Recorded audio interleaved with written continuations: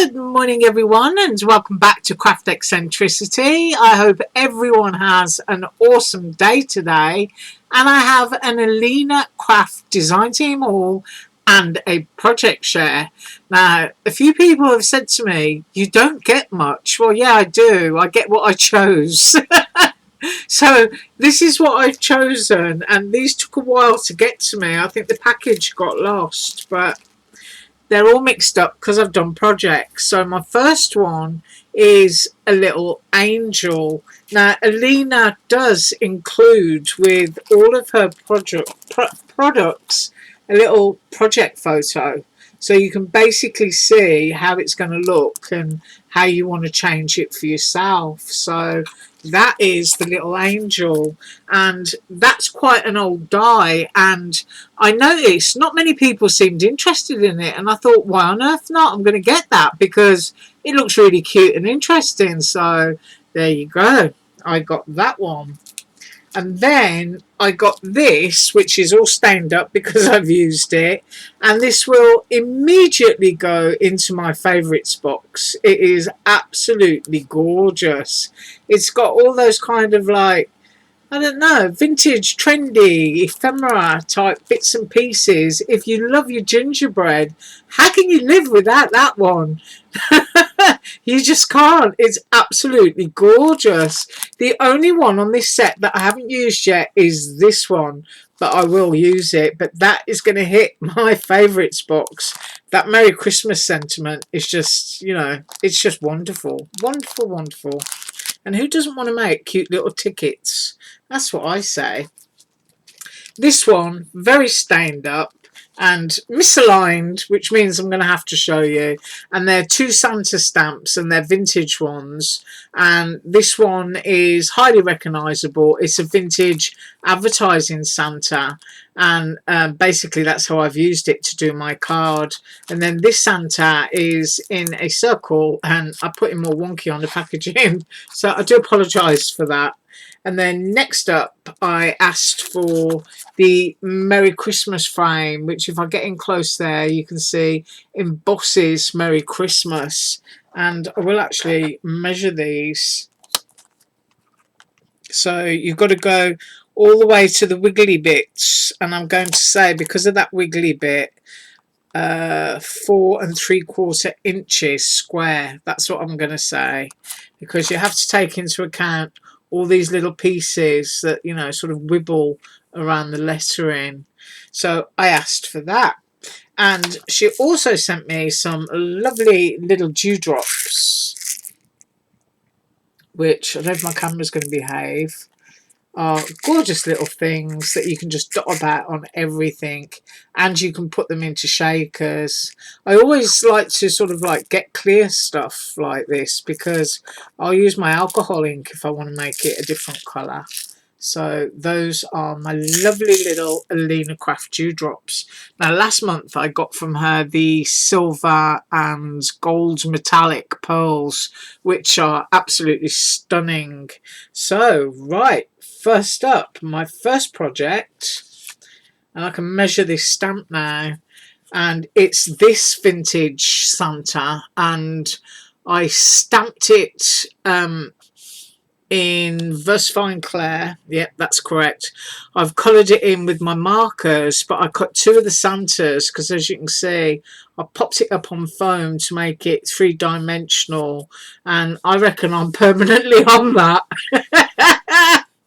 I should never get anything for Christmas, I don't think.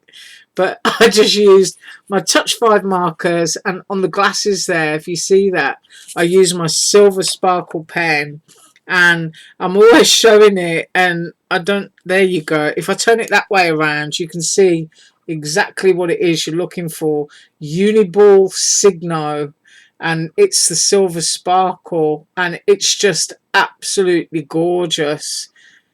Gorgeous, gorgeous. I mean, you just put the nib down onto the paper very gently and trace your line, and the ink just flows. It is absolutely gorgeous. I'll stop saying gorgeous now. But there you go. That's how I use that stamp. Really simple, really quick. Because with these frames, you don't really need that much, because it's kind of like it's saying and doing everything for you. So that's how I did that. And I'm going to measure the stamp. That is 3.5 inches across, and then going down that way, because of course some people like to do rectangle cards, is 3 inches. But there you go, me there on that naughty list. Right, next up is that sweet sweet little angel, and I did it as a shaker, and I did use one of my peachy keen face stamps inside of there because I just thought it would suit it. Isn't that cute? I absolutely love that. Let's see if we can have a look at all the sparkly bits. There we go. I've used my tiny little abalone and some of the sakura in pale pink. And this cardstock, glitter and dotty, is from Joanne. But I just think it's so sweet, so easy to make. You could quite literally hang that on a tree, or you could use it as a tag on a bag, you know, just string it up and pop it onto your gift bag. Really, really cute. And the measurements are, let's have a look. I'm going to say 3 3/4 inches. And then when you get the wings on, 3 inches. So a really, really pretty size. But it would look so sweet just hanging on a gift bag. I mean, not just for Christmas, but for a little christening or something for a baby, all done in whites and pearlies and silvers, would look really, really sweet. Right, and next up is my vintage Santa, and that's this one here. And along with all of the others, I just wanted to make this look vintage and vintage advertising. And I've used my St. Valentine's Day red stays on and my Hawaiian blue stays on. And then I used black VersaFine Clair just on the top so that it stood out from everything else. And all around the edge here, I've used black soot, frayed burlap and old paper. And also did the same on the cardstock. If you look, you can see it's still a lot white beneath there. I just did the border and then stuck this down so that it was kind of matchy and very vintagey.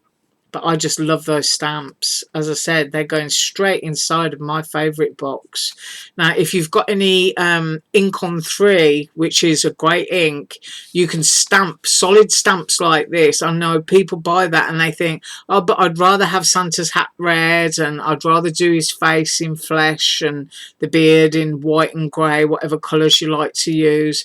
If you use ink on 3, then you can do just that, because whether it's a pencil, whether it's a marker, whether it's watercolour, as soon as you touch ink on 3, it takes on the colour that you put down. So something like this, which currently, as you can see, solid red, and that is how the original looked all those years ago, is going to become all of those different colours for you just by using ink on 3. So you do this bit red, and then you put your whites and your greys in, you do your flesh colours, for example, and you're going to have a regular coloured looking Santa, if you know what I mean.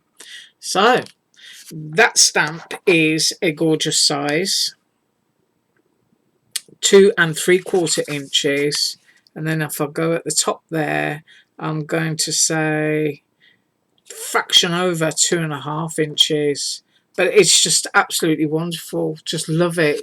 Just love all these bits and pieces. And I didn't apply full pressure to these on purpose.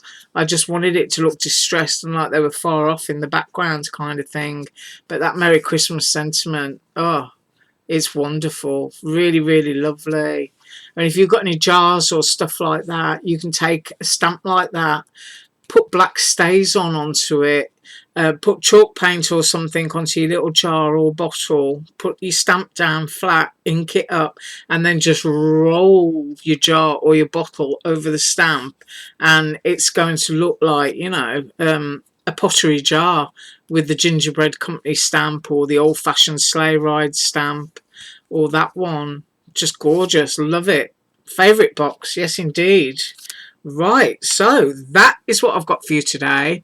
I haven't got a clue what I'm up with tomorrow because, of course, tomorrow is Thursday. I do know that on Friday I'm going to be doing a review of those glitter spray bottles because I have not used mine yet, so that could be fun. I could end up walking through glitter after all. Anyway, I thank you so much for watching. As usual, all links below. Bye.